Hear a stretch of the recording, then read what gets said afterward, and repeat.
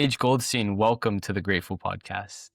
Thank you. Thanks for having me. I'm so grateful to have you on. We've been connected for such a long time, and I think a lot of our missions are very aligned. So this is going to be amazing. Yeah, I love that. The power of social media and bringing us together. It's amazing. Exactly. Yeah. One of the things I'm most fascinated with about you is the story that we hear so much nowadays, which is, I mean, it's not actually that common, right? But it's just very glamorized on social media, I think, where you have your dream corporate job and you leave it to become an influencer or creator online. But for you, it happened in a very interesting way, a very unique way, where you were digital nomading and you're in Cape Town, South Africa, and you have a somatic breathwork session where you received from the universe almost a download, this intuition that it was time to quit your job. That's what was right for you.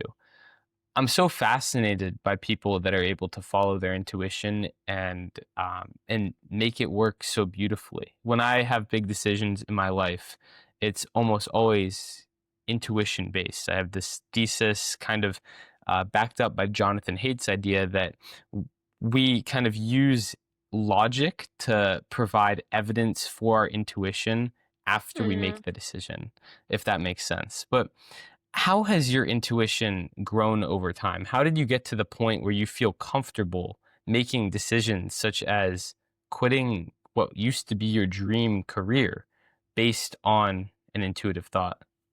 Yeah, I love that. And yeah, for some more context, I was at this company for 3 years straight, and it was my dream role, right? And I think the first realization that I had that I would love to share is that what is once our dream role doesn't have to be our end all be all, and it's normal to evolve out of different chapters, and that's actually a good thing. And Hmm. so for anyone listening, that's something I wish I had been told to myself of it's natural to evolve and to grow. And you can be so grateful, like Grateful Podcast, you can be so grateful for an opportunity, but also be ready for that next step. And in terms of the intuition piece, I was I had it in my logical mind, right? Or should I leave? Should I not? And then my body, my intuition, it was stronger the more that I was in solitude, I was in nature, I was journaling.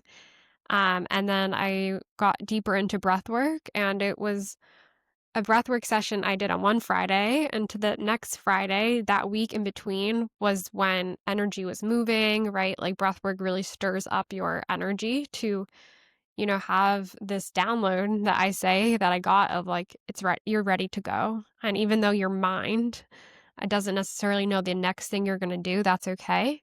And so just trusting that nudge and listening to it, because I always say your intuition speaks first, and then when you don't Hmm. listen, you get signs that are way deeper through, I believe when you get sick or you get, certain illness or it's different troubles, you go through hardships, that's the next step after you not listening to these like whispers, then it gets louder, right, in other ways.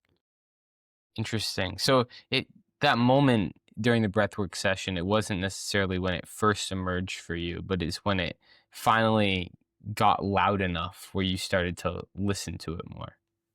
Yeah, so I had also been traveling before that. I left in 2021, booked a one-way ticket to start traveling. And while I never fast traveled per se, it wasn't like changing locations every week or every month. I would typically stay for anywhere between 1 to 3 months in a place. There's also something to be said about when you're busy, it's harder to listen to your soul. I believe that. So for me, I was enjoying my job, but I also was full. My life was very full. I was either traveling and enjoying or working. And in stillness, so I was in Cape Town for 7 months straight, which doesn't probably sound like that much time for someone who lives somewhere for their whole life, But for me, 7 months was a lot. And in that 7 months, I was slowing down.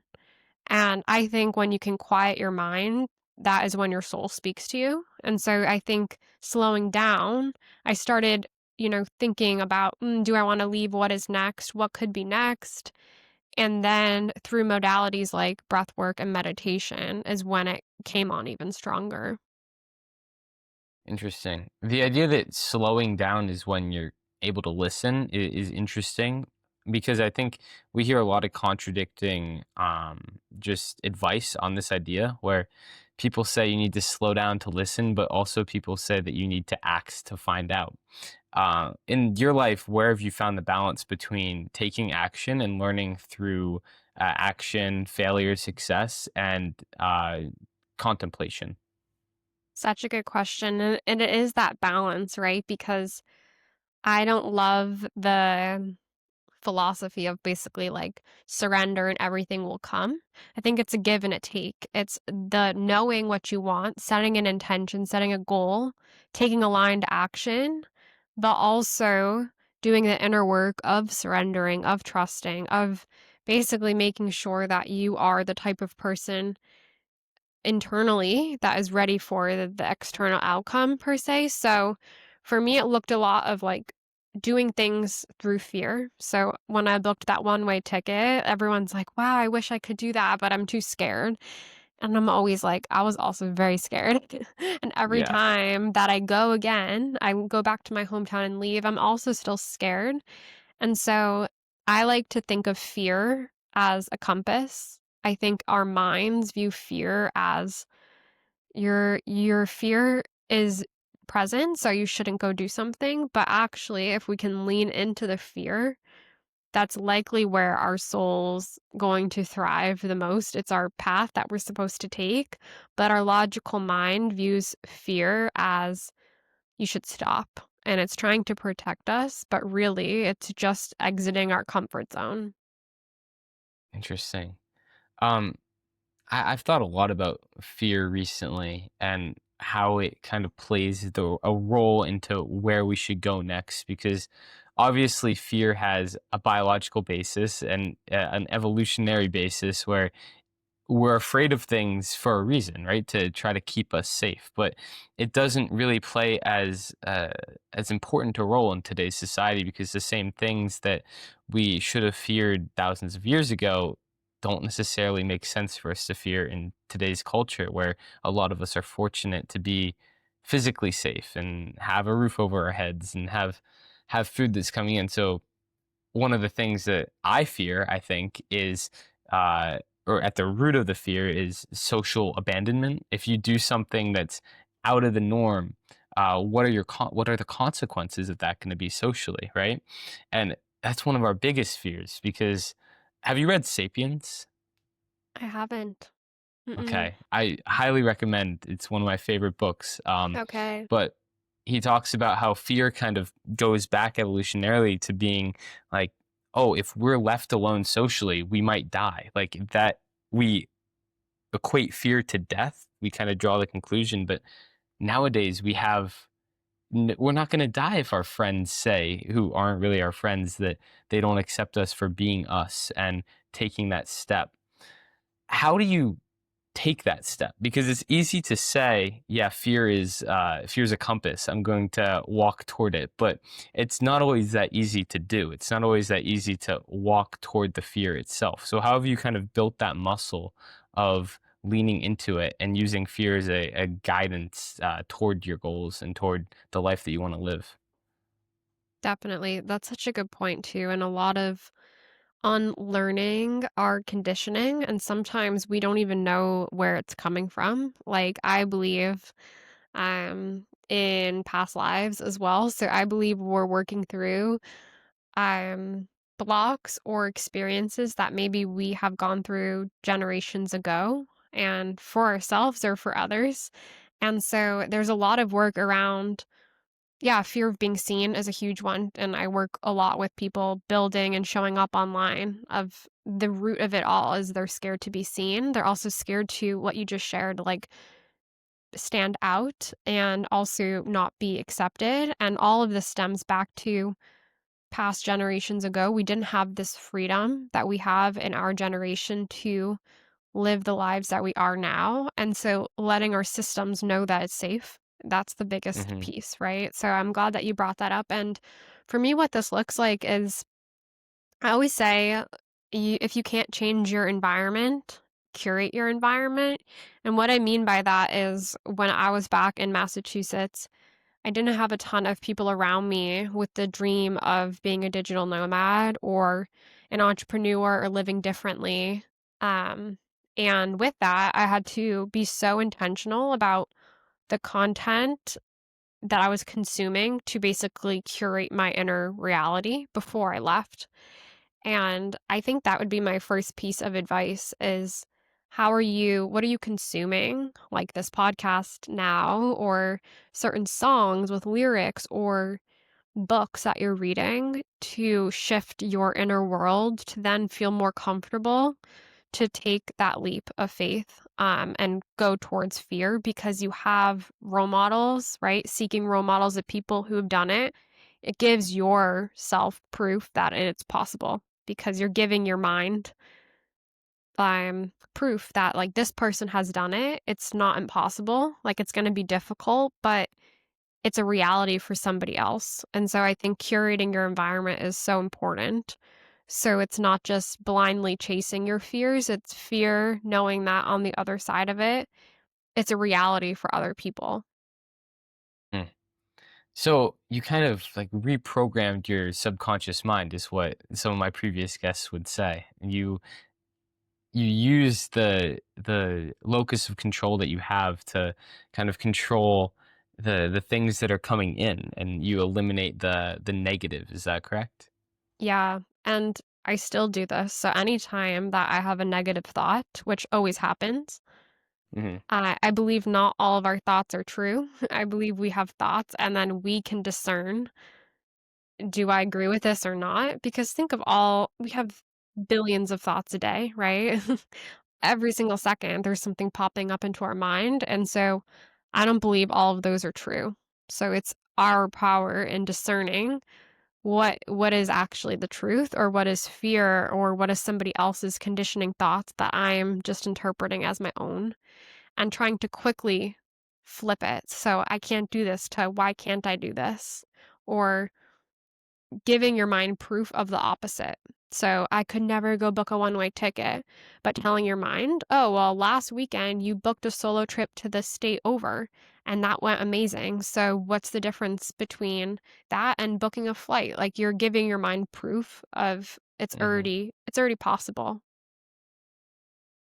I recently interviewed Dan Millman, who wrote The Way of the Peaceful Warrior. It was an amazing interview. I really look up to him. And one of the things he said that stuck with me the most is people, they take too much control over their thoughts and not enough control over their actions, which I think fits in really well with what you said. A lot of us identify with the thoughts that we have. We struggle to discern between ourselves and the things that we're thinking. But if what you said is true, that some of our thoughts are not true, then we shouldn't identify with them because we are true to ourselves. And that's something you talk about a ton Mhm. with the ripple effect, especially, is being true to yourself, being authentic and kind of discovering who you are and leading with who you are at the core.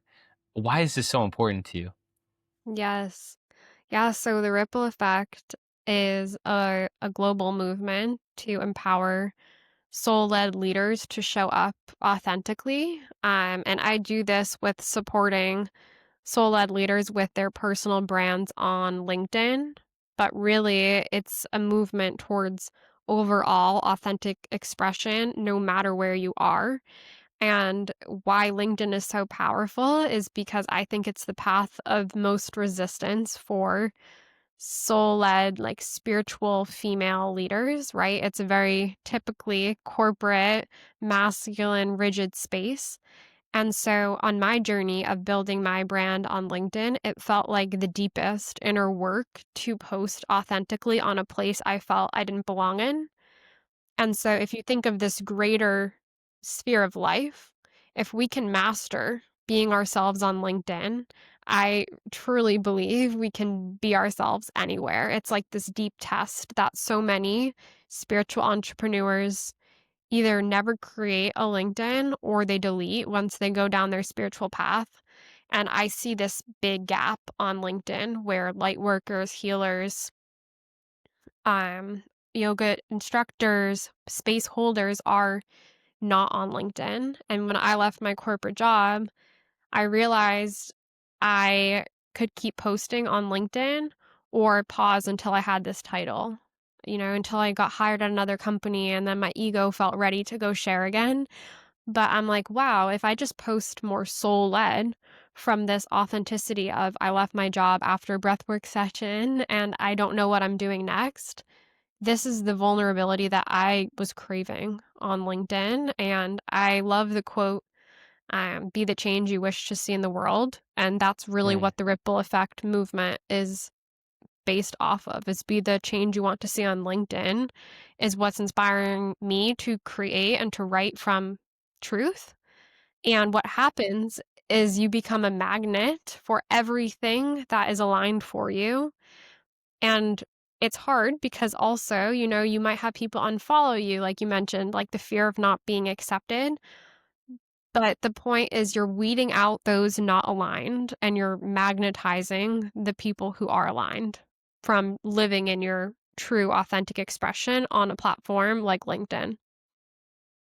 So there's almost this duality of things you're gaining, where you're gaining both followers and people that are attracted to you being yourself, but you're also gaining more inner clarity and you're doing self work at the same time while you're building that. Yes. And so I have a 3-month cohort that I run. And every session, I give what I call inner world work and outer world work. So it's exactly what you just said of like this internal work that we do, plus this external outer world work that we do, which is building your personal brand. Like, how do I write this hook? How do I write this call to action? How do I consistently send out 100 connections every week? What is my posting schedule? That's happening while you're also rewiring your limiting beliefs, activating your throat chakra, like doing this inward journey of who am I authentically to then build an authentic personal brand. Biggest hindrance toward me making progress to my goals is my inability to monotask. When I'm doing something and I'm not making progress on it, I'll instantly switch to another thing.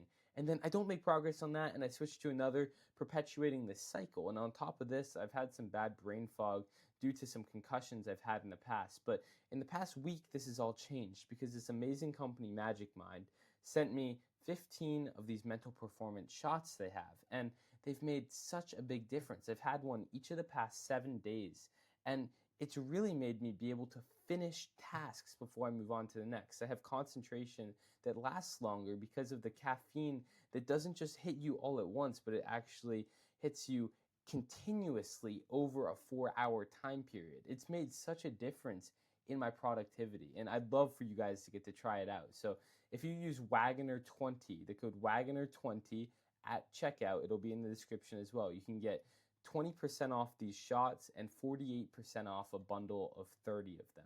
I really recommend it. I'm not just trying to sell this to you guys. It's made a real impact in my life. Yeah, I actually have a concussion right now, and it's been really helpful in helping me get a lot done with this podcast and studying for school. So if you want to check it out, go use the link in the description. I've heard you talk about the throat chakra before. Tell me why it's so important, because I honestly I've heard my mom talk about things like this. She's a yoga teacher, personal trainer, Cool. but I honestly don't know much about chakras. So tell me in the audience about what they are and why they're important.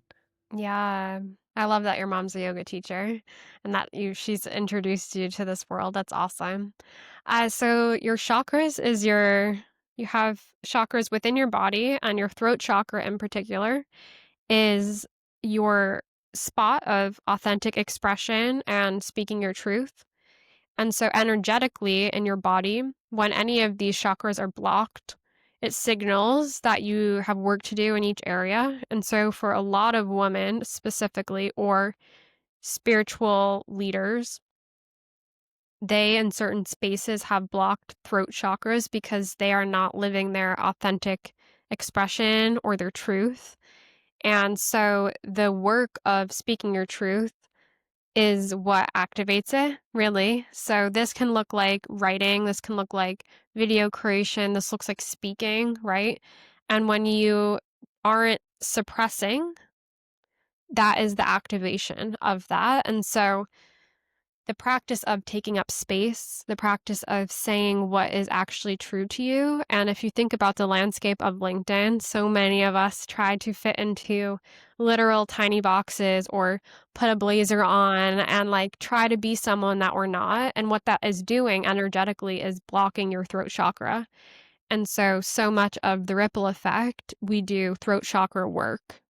And this also comes through in writing, through authentic expression, also feeling safe enough. You're in a community, in a cohort where you can finally share your truth. Maybe you've been in spaces where you've hid a certain side of yourself.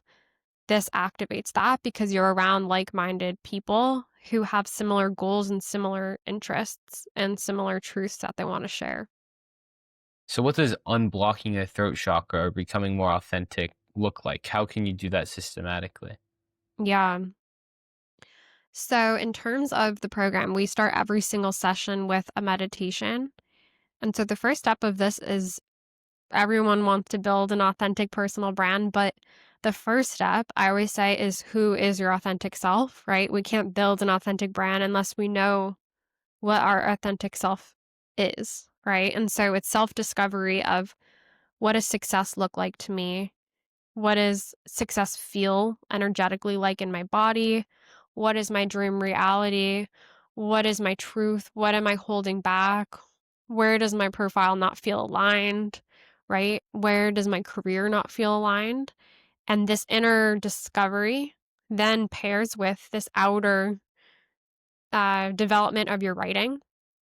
And through that, through writing and through publicly sharing on a platform, like LinkedIn publicly, that is doing a lot of healing with your throat chakra. How do you feel about the use of AI in content creation? Mm, good question. It is something that I personally do not use nor teach. I Not at all. believe, no, I Okay, believe interesting. that, I mean, how I teach it is meditation and the power of journaling, like pen to paper, and then posting on LinkedIn.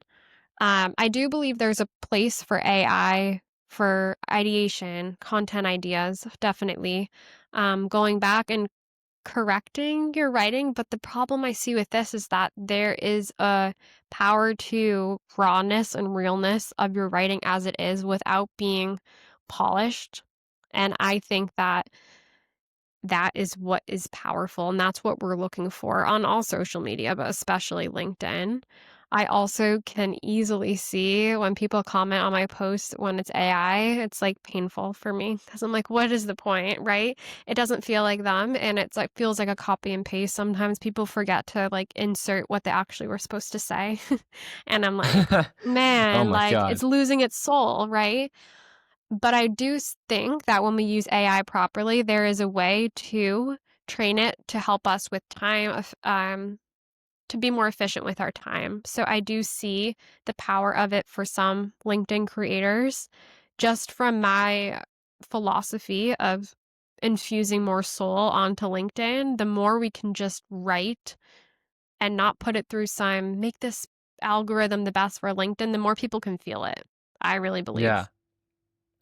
And I think in content, the thing we want the most is to feel. I know in podcast interviews, I'm not looking to get the most information out of someone. I'm looking to generate a feeling. If I post a clip on Instagram, I want it to make you feel something. Because the more that people trend toward the idea of, uh, I'm going to put this in AI, the more that people do crave feeling. People crave what they lack. And I do think that there's a huge space open for people to lean into the feeling across social media. I've also been, this is kind of off topic, but I've been thinking a lot about how, uh, as social media keeps going in the direction that it is going and trends continue, I wonder the opportunities that people will have for in person, and just how much more people are going to start craving in person things, or in person will be cool again, I guess. You already see it. A lot of people run retreats. Yeah, I do. I really, really respect the way that you coach and uh, create content yourself, because it's rare, extremely rare, and I think very important, and it resonates. Hmm. Yeah, I think people are, well, I know people are craving realness, right? And if you think about LinkedIn, I see some LinkedIn coaches teaching, like, use this formula to go viral. And I Yeah. question that because that might work for some people depending on your goal. But the way I teach is how to build a deep, committed community where you feel connection and you're actually attracting alignment, not just trying to go viral with someone else's template. And so the 3-month cohort is really this journey of guiding you to find and discover your true, authentic expression in your voice so that you sound like you and not anyone else on LinkedIn. And a test Hmm. that I love to do is, and it takes time, I always say to find your voice, you have to use it, right? You don't just know it right away and then you start posting. It's a matter of creating and creating until you find, like, this is my voice. And I see it happen with all of the women that go through the cohort. It's like my favorite thing when you actually can feel and see that it's their own unique voice. And the test that I do is if I cover your name on LinkedIn, right? I don't see who posted. Do I know that it's your post just based on your style of writing, the energy that I feel through your post, the photo that you use, the emojis you use? And that's really the essence of a strong personal brand. We are like anti copy and paste a formula that works for someone else. It's more of like, how do I discover my own unique voice? Not what Paige is doing. I give you best tips and best practices, but because it's my own style. It's almost like you think of it as an art. I heard that you love like giving your clients The Creative Act by Rick Rubin, among other books, but I hadn't read the others, so Mhm. that one's the one that stuck. And I, it's interesting because as social media develops, there's less of that artistic, pure creation authenticity that is being talked about with it. It's formulas. People have done it. They're trying to teach other people how to have success in the same way. But most people that are successful, that are great outliers, they do get help from other people, but they do it in their own way. And you don't, if you really want to stand out, you can't just copy other people. And that's what a lot of people Mm, forget. I think that the shortcut is a shortcut to a lower platform. And the long road might take longer, but it takes you further. I love that. I so agree with that too. And The Creative Act is a book that I really recommend. Rick Rubin is someone that I really resonate with, his style and his philosophy on how he creates. Um, and it's so true because I like to think like my why and who I'm calling into are a lot of individuals who for so long have felt like the black sheep in all areas of their life. Like they always feel like they don't quite fit in. Something's a little different. And really, the movement of the ripple effect is to empower these individuals so that they remember that they are not black sheeps, right? They're like, I say, unicorn pioneers. And by that, it's like you're going to feel different when you are put on this earth to change it, right? To create something else. And so it's this shift of you're not a black sheep, you are a unicorn pioneer. And how do you stand in that power and that truth and build your brand so that you stand out? And you're not meant to fit in. You're not meant to be just someone else on that feed. You're meant to have your own unique voice and movement of your own mission and become like a thought leader in your own unique way. That's not like anyone else's. Love that. Do I look like Rick Rubin now? I had to bring out my blue I light love glasses. it. Yes, I was just watching a video of him on YouTube, and I was like, "Yeah, he always wears those. It's so good." Always, yeah, but they're a lot more stylish than whatever these are. These are more of a practical thing. I love that guy. That's When I read awesome. that book, I actually didn't read it. I listened to it, He Mhm. did the audiobook, so that was special. I think it's a book that I would rather read after I did listen to it, just with the Yeah. information that he shares. But it it's the person first, it's the artist first approach that I've been able to take into everything, where you have to make stuff for yourself. Once you start making things for other people, the authenticity is diluted. You lose some of that specialness that really attracts people to the work, because when you make something for yourself, there's so many people with similar qualities, similar interests, similar Yeah. needs, similar experiences that are going to relate to you. It's the idea of 1,000 true fans. I'm not sure if you've heard that. Instead of having these mountains of people that don't really care. I mean, I'm sure you Mhm. do. I know people with hundreds of thousands of followers that make $0 off of social media and are burnt out, completely burnt Mhm. out, because it's not sustainable, and they're caught in this loop of posting content that doesn't feel good. It might get views, but it's not converting either. And Yep. they just did it because they saw it hit one time and they're like, "Oh, I'm gonna do more of that. I'd like the dopamine hit." Sure, Mhm. you can create on social media for dopamine if you want, but I don't think that that's the sustainable solution. The sustainable solution is creating for yourself, and not just in social media, anything. Doing it to light you Mhm. up, because when you light you up, that lights everyone else up. I love that. I agree with it too, and I think it goes into a bigger issue that people are chasing this end result, right? They want whatever it is in mind to reach the end and however they can do it as fast as possible. But I believe the journey is why we're here, right? To grow, to evolve, to learn, and really to enjoy. And I think the pendulum has swung so far one way where we just want to achieve this end goal.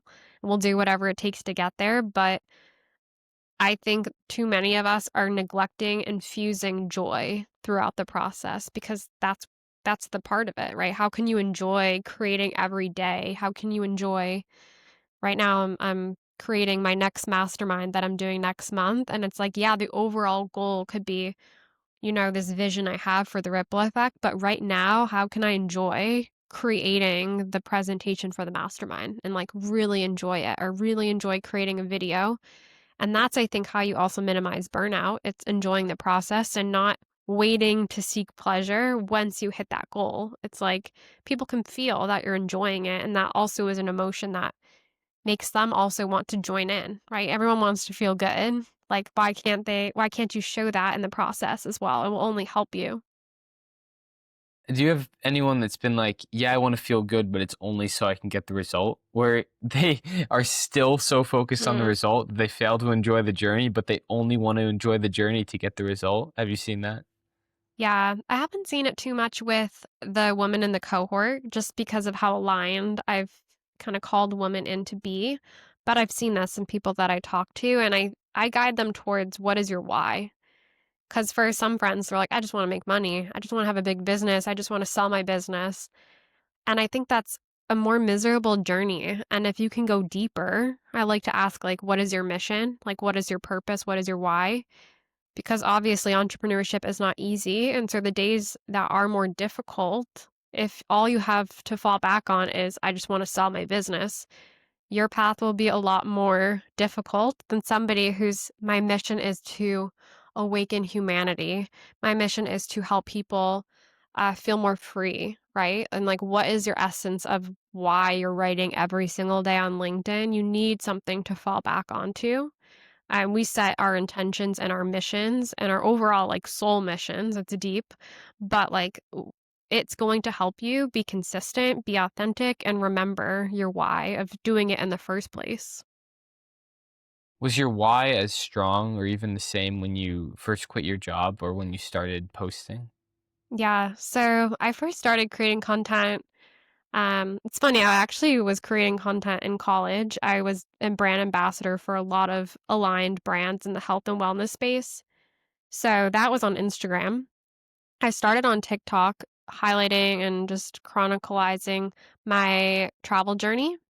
So that I posted TikTok videos of that, and my why for that has always been this overall live your life on your own terms, redefining what success is to you. That's always been my why, whether that's through remote work, through traveling, through health and wellness, through spirituality. And so that's still the overarching goal is how do you live life on your own terms? Redefine what success means to you, but more specifically now, it's awakening, right? It's like how do we awaken people who are so asleep to even if they're living life in alignment, and empowering individuals to come home to themselves, to be more of themselves no matter what where you are in the world or what platform you're on. And so that's this greater Mhm. mission of instilling authentic truth within every single person, which still falls under living life on your own terms. So when you look back on your life, you were creating content in college. I know you were posting on LinkedIn for the company you worked for, right? Before you quit your job.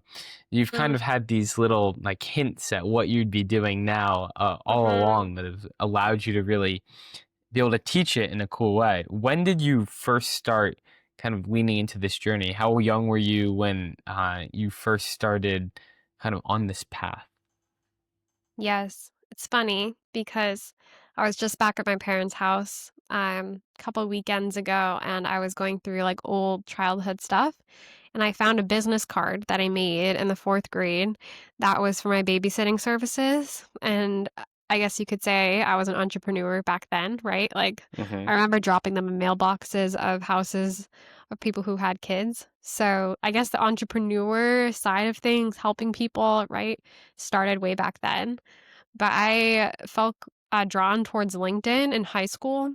I was using LinkedIn, so I really feel like I was just this early adapter to knowing it was going to be something, which is so cool to look back on because I still think people are waking up to knowing the LinkedIn will be powerful for creators, and I feel like I've known this since high school, so for years now. And then in college at the time, there was only 500 connections that you had, right? You had, like, 500 connections on your profile, and that's all they showed. There wasn't the creator mode, which is now you can see how many followers you have on LinkedIn.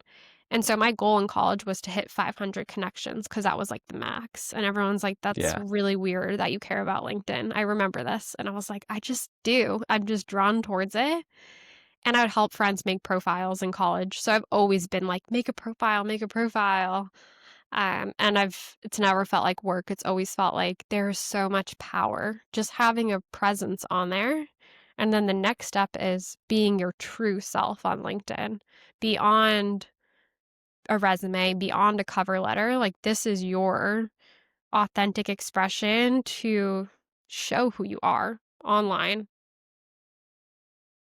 As many of you know, gratitude has transformed my entire life. I went from feeling like I wasn't enough while trying to achieve so much to feeling like the person who has already achieved all of that. And it's not only manifested my life in terms of joy, but it's manifested so many results and so much amazingness outside of me in my life as well. And that's why I recently wrote From Burnt Out to Grateful. I wrote down my entire gratitude protocol, everything I've done to get from where I was feeling stuck and burnt out at 15, 16 years old to where I am now about to turn 19. So joyful with this podcast, doing great in school, traveling the world. And I really, really am just so excited and proud of the work that I did here because I know the power it has to transform your life if you put these practices into your life, if you actually use them and take the action. So there's a link in the description From Burnt Out to Grateful. You can get the 25-page ebook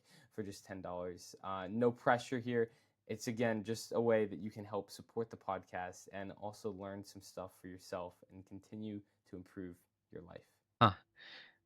I wonder why LinkedIn. I mean, it doesn't sound like you really chose it. It kind of came to you, which is really cool. But I do feel like, and it could just be my circles, but it's just very recently where everyone's starting to say LinkedIn is the gold mine. Start posting on LinkedIn all the time. I know I've only recently started becoming more consistent on it, probably over the summertime. So it's amazing that life seemed to lead you in that direction. So you can be so set up for right now. Yeah. I have an answer to why LinkedIn, because for me, I've always enjoyed connecting and meeting new people. Like always, that's just been a part of me. One of my gifts too is just like my innate ability to connect like-minded people. I love that. It feels like you should meet this person and you should meet this person. And I love meeting new people. And to me, I love travel because you land in a new place and anything is possible, right? You're like, wow, I'm in this new country and now I'll meet anyone.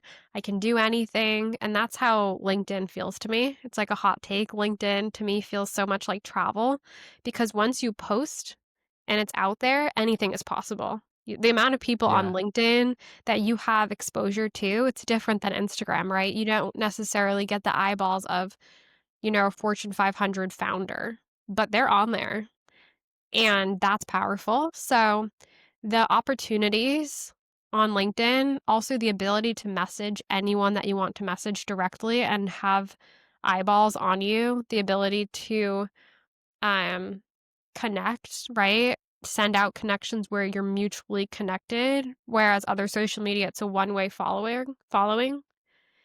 Um, it's really, really powerful, and the opportunity is only 1% of creators on LinkedIn post.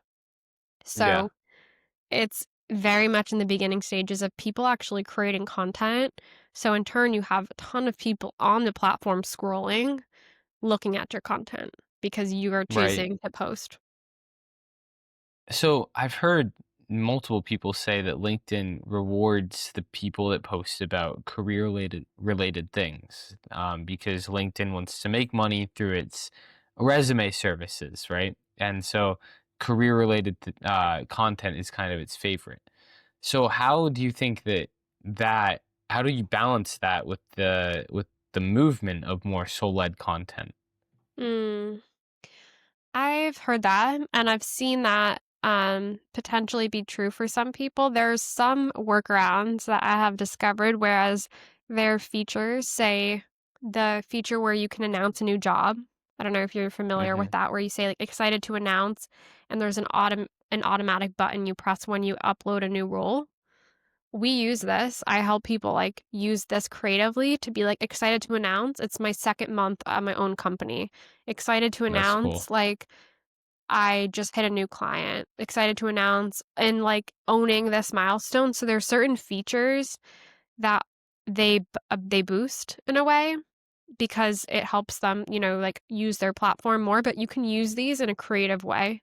So I've done this a couple times for myself, and I do find that that helps, especially if you go from never posting to your first post, that automatically, I've noticed, gets more eyeballs on it because I think they want more people to start being active and posting. Yeah. Um, but I will say the content that has done the best for me is nothing related to career and everything related to the opposite of what people see. I don't know if you're familiar with Burning Man. Do you know Burning Man?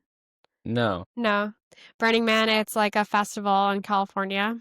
Oh, Um yeah, okay, yeah, Yeah, so when Burning Man was happening, I did a post about it where I was like, "LinkedIn should be more like Burning Man," and, like, let me explain.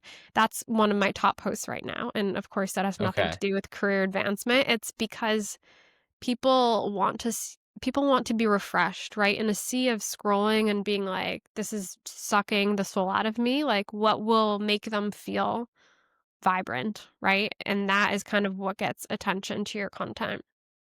Kind of give energy. Yeah. That should be the goal. Interesting. Yeah, LinkedIn, it's incredible. People there's so many different social medias that everyone, is putting so much energy into, but I do see LinkedIn as being such a special one because, um, I mean, I've had, what, like 10 calls in the past few days of people I've met just on LinkedIn, and people actually will get off of the platform, the social media, and onto a call, and it's almost like a conduit for real interaction, whereas Mhm. most other platforms, they really do, they don't like it when you take someone off of it. Like, podcasts are hard to grow because you need to get people off of the platform you're advertising on, and Instagram, Right. loves to keep people. They reward people who keep people on the platform, right? So people that are wanting to sell on these platforms or have connections on these platforms that transfer into real world interaction, it's hard because they want you to stay on that platform for as long as possible. And I think that is where I've loved LinkedIn because I Mhm. meet so many cool people. And also, people are more accessible. Just like you were saying, it's not everywhere that you can connect with a Fortune 500 CEO. Like I'm connected with people that on Instagram have like 5 million followers and on LinkedIn they have like 300 connections. You're like, "Oh, cool. I'm one of them." Mhm. Yes. And I will add a caveat that I don't think LinkedIn is for everyone. I think it's important to do some reflection on what mode of creation feels best for you, right? And so for me, writing feels like the best way I can express myself. But thinking about like maybe someone loves creating videos and long form video content. So I would not necessarily say that LinkedIn will be the number one platform. They do have video, but just knowing if you are a writer, writing comes so intuitive to you, you journal, like LinkedIn is likely the space that you could tap into. And so I also just got tired of trying to make the most aesthetic Instagram feed and doing these like trends on TikTok where you like dance to a song that's trending. And I'm like, this is exhausting when all I want to do is Yeah. just journal and then post it. And now I've gotten to a point where, like, whatever I feel like LinkedIn needs to know, like, I'll just naturally journal about, and I'm like, "This I need to post, I need to post." And it's just like this system now that happens. Very different than, like, I need to create this video that fits my feed perfectly. It's, like, way less worry about that type of creation because naturally I like writing. And so reflecting on that for anyone listening of, like, what modality of creation do you actually enjoy the most? Because the enjoyment is what you should follow. Have you always been a skilled writer, like, since you were a kid? I've always loved writing, and I've always journaled. I've journaled all through traveling, and writing has always come very natural to me. I always like writing people birthday cards or letters, so it's always been the way that I like to express and to share, and lyrics of songs has always been something that I've always felt connected to since I was really young. I have been thinking a lot about this idea of leaning into your skills, your gifts, and once you Mhm, do that, how effortless life can feel. I think mhm, the idea that you have to really, really grind and work hard for success isn't really true. Um, I had this guy, Joey Labasiere, on my podcast. He's a hypnotherapist, mhm, a mental performance coach, and he talked about how when you start leaning into the things that you're naturally good at and the things that you love to do, everything around you just kind of works together to help you on that. And it's like mhm, you're listening now. You get it. And everything starts to help you. And looking at your journey, obviously there have been uh, difficulties. There are difficulties in everyone's journey, but it feels like you've really leaned into your strengths and the things that you love to do and who you are. And because of that, it's been somewhat effortless, you could say, or easeful. mm. Enjoy it. You enjoy the process more, and yeah, for me as well, it was networking and connection. And so being able to cultivate the group of people that come in and like I find so much fulfillment and one person meeting somebody else who would have never met each other unless they joined this cohort, and then now I have an online community. And so creating a space, holding space is something I've always loved. I'm also a yoga teacher. And so holding space for people to meditate or yoga or go have a space to do self-reflection, but also meet like-minded people, something that I learned quite early on that I have a gift for, and so following that, like, how do I get into that even more? And back to my overall mission, which is just, like, too many of us, I think, are chasing the wrong definition of success, and that's also sometimes not where our gifts lie. We're just chasing someone else's, and until we have that realization of, "Is this my path or someone else's?" It's hard to be in that state of ease or enjoyment. it aligns a lot with the whole thesis of my podcast, which is the Mhm. duality of gratitude and ambition. When I started it, I realized that so many very ambitious people are the same people that are the most lost and the most empty because they're constantly putting energy into things that they're not necessarily getting things back from. They're trying to change their circumstances so much because they don't like where they are and they want to be somewhere else. But the best way to create sustainable change is through being grateful for what you have right now and letting that gratitude propel you forward toward the life that you want to live, toward your dream.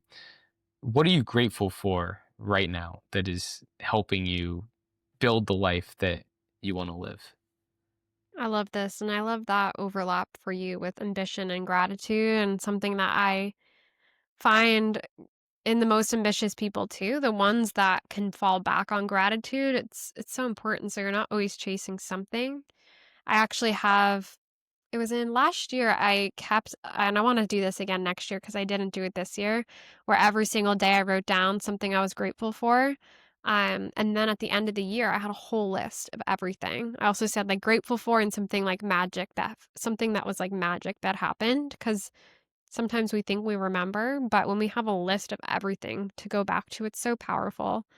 And so I also have the 5-minute journal I do every morning, which is just writing down what you're grateful for too. So the first and foremost I always say is my health. Like I'm always so aware of like until you don't have your health, you realize that you have like nothing, And so grateful for my health, first and foremost. And then connections and family and support and also just the space to share authentically as well. Yeah.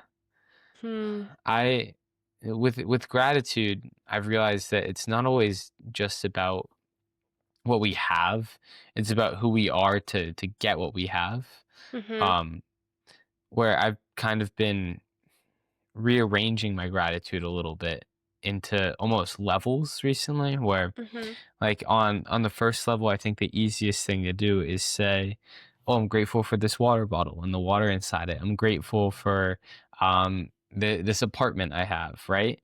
Um, and then if you keep digging and keep digging deeper, it can be, "I'm grateful for the things that I did today. I'm grateful for the habits that I've done." And then if you go even more, you can say, "I'm grateful for the qualities that allow me to Mhm. do these things, that allow me to have these things, right? I'm grateful for my determination in working through that hard thing that got me here. For you, I'm grateful for listening to my intuition and being intuitive and being open to that. And that's when we really start to facilitate real change in our lives, I think.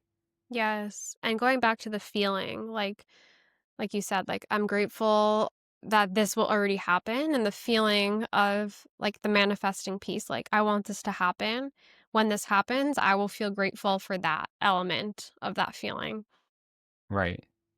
Paige, thank you so much. This has Thank been an you. amazing conversation. I'm so grateful for you and the work that you're doing in the world, and I can't wait to continue to see the ripple that it has. Thank you. Thanks so much for having me. Thanks everyone for Of listening. course. Where can my audience find you? Yeah, so I post on LinkedIn the most, frequently, so it's Paige Goldstein. And then also on Instagram as well. And my link in bio on all of my socials have ways that you can explore working together and get deeper into the world of the ripple effect. Amazing. Thank you so much, Paige. Thank you.